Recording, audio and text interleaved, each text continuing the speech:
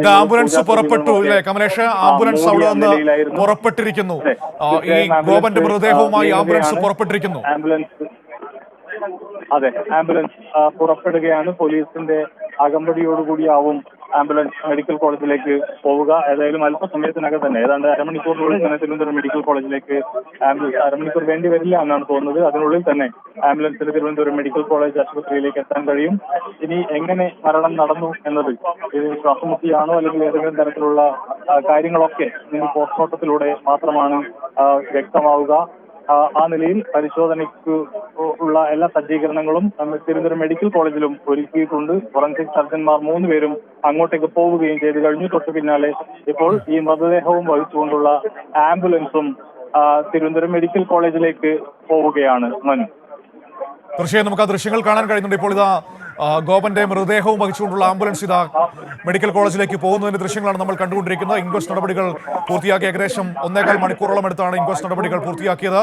ഇനി തിരുവനന്തപുരം മെഡിക്കൽ കോളേജിൽ പോസ്റ്റ്മോർട്ടത്തിനുള്ള ഒരുക്കങ്ങളൊക്കെ തയ്യാറായി കഴിഞ്ഞിരിക്കുന്നു. മൃതദേഹം അങ്ങോട്ടേക്ക് എത്തിച്ചാൽ വളരെ വേഗത്തിൽ പോസ്റ്റ്മോർട്ടം നടപടികൾ ആരംഭിക്കും.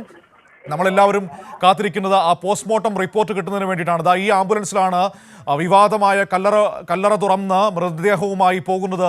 അതാണ് ഇപ്പോൾ നമ്മൾ ദൃശ്യങ്ങളിൽ കണ്ടുകൊണ്ടിരിക്കുന്നത്. ആംബുലൻസ് കടന്നു പോവുകയാണ്. അല്പസമയം മുമ്പാണ് ഇൻക്വസ്റ്റ് നടപടികൾ പൂർത്തിയാക്കി മൃതദേഹം ആംബുലൻസിലേക്ക് കയറ്റിയത്.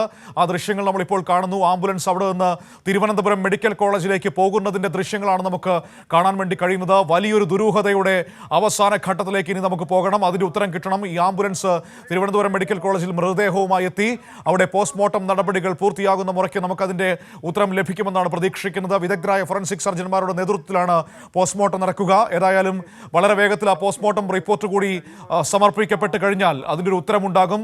നമ്മൾ ചോദിക്കുന്ന ചോദ്യം പ്രധാനമായും അറിയേണ്ടത് ഇയാളെ ജീവനോടെയാണോ കുഴിച്ചു മൂടിയത് എന്നാണ് നമുക്ക് അറിയേണ്ടത്. അതിനുള്ള ഉത്തരമാണ് ലഭിക്കേണ്ടത്. ഏതായാലും നിയമപരമായ നടപടിക്രമങ്ങൾ മുന്നോട്ട് പോകുന്നു. ഇപ്പോൾ ഈ പറയുന്ന ഇൻക്വസ്റ്റ് നടപടികൾ പൂർത്തിയാക്കി മൃതദേഹം തിരുവനന്തപുരം മെഡിക്കൽ കോളേജിലേക്ക് കൊണ്ടുപോയിരിക്കുകയാണ്. ആംബുലൻസ് അവിടെ നിന്ന് കാവുവിളാകം, നെയ്യാറ്റിൻകര കാവുവിളാകത്ത് നിന്ന് പുറപ്പെട്ട് കഴിഞ്ഞിരിക്കുന്നു. ഇനി അല്പസമയത്തിനകം തന്നെ തിരുവനന്തപുരം മെഡിക്കൽ കോളേജിലേക്ക് എത്തും. മെഡിക്കൽ കോളേജിൽ എത്തി അവിടെ പോസ്റ്റ്മോർട്ടത്തിനുള്ള ഒരുക്കങ്ങളൊക്കെ പൂർത്തിയായി കഴിഞ്ഞിരിക്കുന്നു. വിദഗ്ധരായ ഫോറൻസിക് വിദഗ്ധന്മാർ ഈ നടപടികൾക്ക് വേണ്ടി അവിടെയുണ്ട്. അവരുടെ നേതൃത്വത്തിൽ പോസ്റ്റ്മോർട്ടം നടക്കും. അതിനുശേഷം റിപ്പോർട്ട് നൽകും. അതിനുവേണ്ടി കാത്തു നിൽക്കുകയാണ്. മൃതദേഹം തിരുവനന്തപുരം മെഡിക്കൽ കോളേജിലേക്ക് കൊണ്ടുപോയിരിക്കുന്നു. നെയ്യാറ്റിൻകര കാവുവിളാകത്ത് നിന്ന് നടപടികളൊക്കെ പൂർത്തിയാക്കി ഇപ്പോൾ മൃതദേഹം തിരുവനന്തപുരത്ത് മെഡിക്കൽ കോളേജിലേക്ക് കൊണ്ടുപോവുകയാണ്. മാധ്യമപ്രവർത്തകരുടെയും പോലീസുകാരുടെയും വലിയൊരു സംഘത്തെ നമുക്ക് കാണാൻ കഴിയുന്നു. കഴിഞ്ഞ ദിവസങ്ങളിൽ അലമ്പുണ്ടാക്കാനെത്തിയ ആരും ഇന്ന് അവിടെ ഇല്ല എന്നതാണ് മറ്റൊരു പ്രധാനപ്പെട്ട കാര്യം. കോടതിയുടെ ശക്തമായ ഇടപെടലിന്റെ ഫലം കൂടിയാണത്.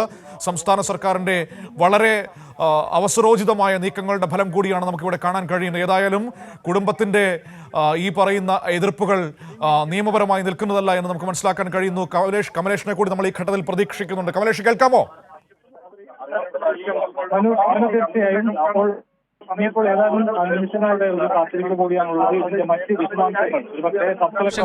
കാത്തിരിപ്പ് കൂടിയാണുള്ളത്. ഇതിന്റെ മറ്റ് വിശദാംശങ്ങൾ ഒരുപക്ഷെ സബ് കളക്ടർ അടക്കമുള്ള ആളുകൾ, ഈ മൃതദേഹത്തിന് ഇൻക്വസ്റ്റ് നടപടികൾക്ക് നേതൃത്വം നൽകിയ ഡിവൈഎസ്പിമാരടക്കമുള്ള ആളുകൾ ഇപ്പോൾ പുറത്തേക്ക് വരികയാണ്. അവരുടെ പ്രതികരണം തേടേണ്ടതുണ്ട്. ഇതിന്റെ മറ്റ് ഔദ്യോഗികമായ കാര്യങ്ങളെല്ലാം തന്നെ ഇതുമായി ബന്ധപ്പെട്ട് അവർ പ്രതികരിക്കുമ്പോൾ നമുക്ക് വ്യക്തമാവും. ഏതായാലും ഏറ്റവും പ്രധാനപ്പെട്ടത് ഇതിൽ ഈ പരിശോധനയുമായി ബന്ധപ്പെട്ട ആദ്യഘട്ടം ഇൻക്വസ്റ്റ് നടപടികൾ പൂർത്തിയായിരിക്കുന്നു എന്നുള്ളത് തന്നെയാണ്. ഇത് ഗോപന്റേത് തന്നെയാണ് മൃതദേഹം എന്ന് സ്ഥിരീകരിക്കപ്പെട്ടിരിക്കുന്നു.